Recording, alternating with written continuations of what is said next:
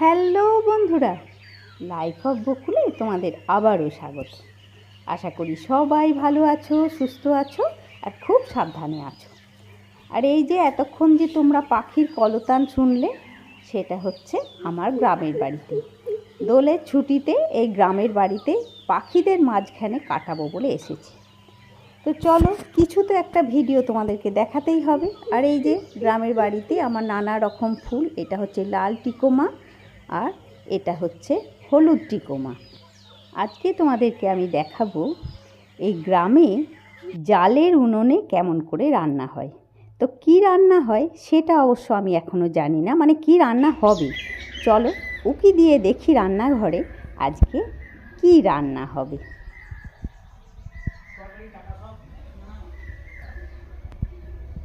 চলো এগিয়ে যাচ্ছি আমি রান্নাঘরের দিকে।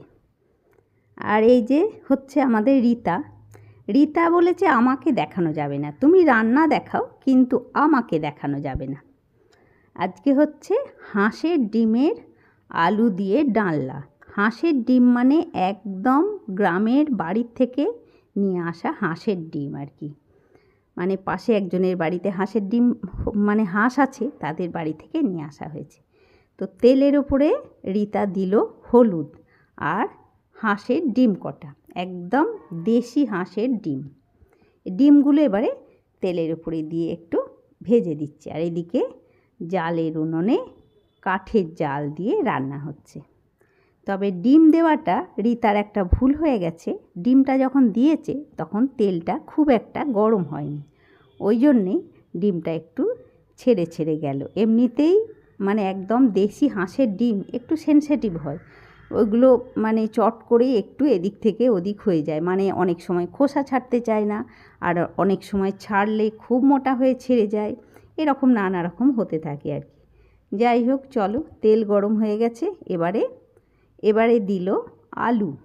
আলুগুলো কিন্তু সেদ্ধ করেই রেখেছে, তাও বলল একবার একটুখানি তেলে ভেজে নিয়ে আলুটাকে, তাহলে ডালনাটা খেতে ভালো হবে।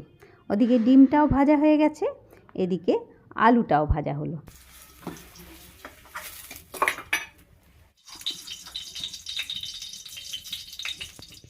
তেলের ওপরে একটু দিল গোটা জিরে আর শুকনো লঙ্কা দেওয়া হবে তেলের ওপরে।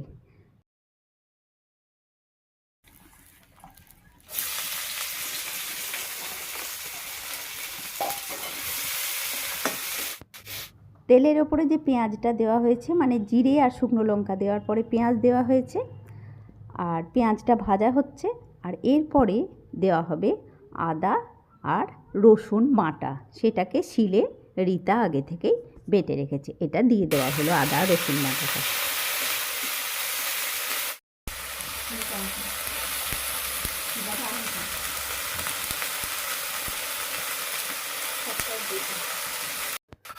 আদা রসুনটা একটুখানি কষিয়ে নিয়ে, পেঁয়াজের সঙ্গে কষিয়ে নিয়ে দুটো টমেটোকে কুচি করে দিয়ে দেওয়া হলো।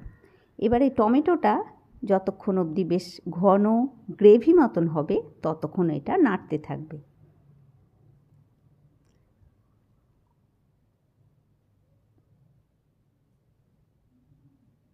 এবারে দিল হলুদ, ধনে আর জিরে গুঁড়ো আর লঙ্কা গুঁড়ো।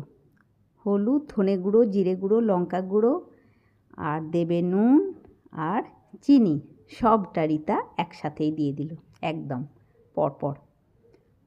ধনে, জিরে, হলুদ, লঙ্কা, চিনি, নুন, অবশ্য চিনি নুনটা একটু অল্প করেই দিয়েছে। এবারে মশলাটাকে খুব ভালো করে কষিয়ে নিচ্ছে।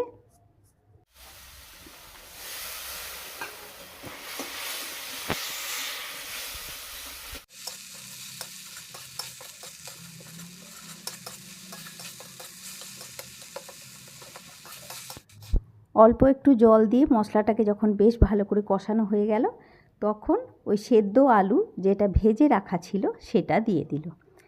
এবারে এই আলুটাও অল্প একটু কষানো হবে। কষাতে কষাতে এই সময়ে 2 চামচ নুন দিয়ে দিল, যাতে আলুর মধ্যে নুনটা খুব ভালো করে, মানে আলুর ভেতরেও নুনটা খুব ভালো করে চলে যায়। খুব ভালো করে আলুটা একদম সিমে আঁচে, তোমরা দেখতে পাচ্ছ আঁচটা কিন্তু সিমে আছে, সিমে আঁচে আলুটাকে কষানো হচ্ছে। আর জল কিন্তু এখনও দেওয়া হয়নি, ওই মশলাটা ভাজার সময় অল্প একটু জল দেওয়া হয়েছিল। কষানো হয়ে গেল আলুটা খুব ভালো করে। এবারে ডিমটাও দিয়ে দিল, সেদ্ধ ডিম যেটা ভেজে রাখা ছিল সেই ডিমটাও দিয়ে দেওয়া হলো। এটা কিন্তু আমি রান্না করছি না, রিতাই রান্না করছে, আমি শুধু ক্যামেরাটা ধরে আছি আর পাশে বসে আছি, আর রিতার রান্নাটা আমি দেখছি। দেখো ডিম আর আলু পুরোটা মশলার সঙ্গে খুব ভালো করে কষিয়ে নেওয়া হচ্ছে, বেশ কম আঁচে, মানে ধিমে আঁচে, এটাকে বলে ধিমে আঁচে। ধিমে আঁচে মশলাটাকে আলু আর ডিম দিয়ে খুব ভালো করে কষিয়ে নেওয়া হচ্ছে। এখনও কিন্তু জল দেওয়া হয়নি, মানে অল্প একটু জল দিয়েছিল কষানোর সময়, এবারে দিয়ে দিল জল। বলল জল বেশি দেবো না, এটা তো ডিমের ঝোল হবে না, ডিমের ডালনা হবে আলু দিয়ে, ওই জন্যে অল্প জলেই হবে, আর বেশিক্ষণ হতেও লাগবে না, কেননা আলুটা তো সেদ্ধই হয়ে আছে, ওই জন্যে বেশিক্ষণ হবেও না, ওই জন্যে অল্প জল দিল।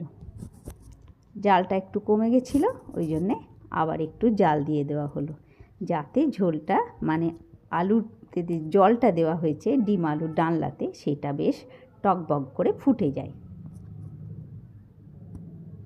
দেখো বেশ জোর আঁচে, মানে জোর জালে ডিম আলুটা টকবক করে ফুটছে। এবারে দেওয়া হলো সানরাইজের শাহি গরম মশলা, ওই হাফ চামচ মতো শাহি গরম মশলা দেওয়া হলো ডিম আলুর ডালনাতে। হয়েও এলো, আর কিন্তু বেশিক্ষণ হবে না, বেশি টাইম হবে না, ওই জন্যে আবার একবার ফুটিয়ে নেওয়ার জন্যে আঁচটাকে একটু জোর করে দেওয়া হলো, জালটাকে। আর টকবক করে যখন একটু বেশ ভালো করে ফুটে যাবে তখনই তৈরি হয়ে যাবে একদম জালের উনুনে ডিম আলুর ডালনা। না না, ডিম আলুর ডালনা নয়, দেশি হাঁসের ডিম আর আলু দিয়ে ডালনা, মানে একদম গ্রাম্য পদ্ধতিতে ডিম আলুর ডালনা।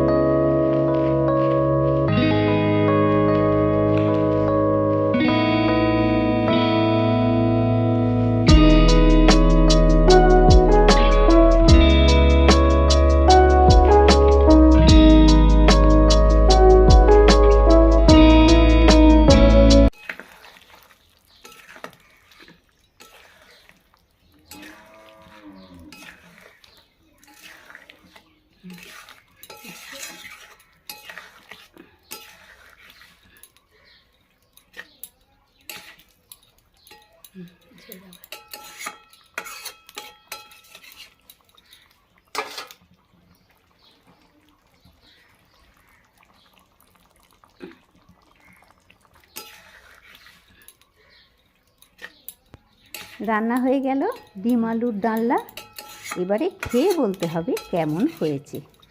তো ঠিক আছে, আজকে ব্লগটাও এখানেই শেষ করছি বন্ধুরা।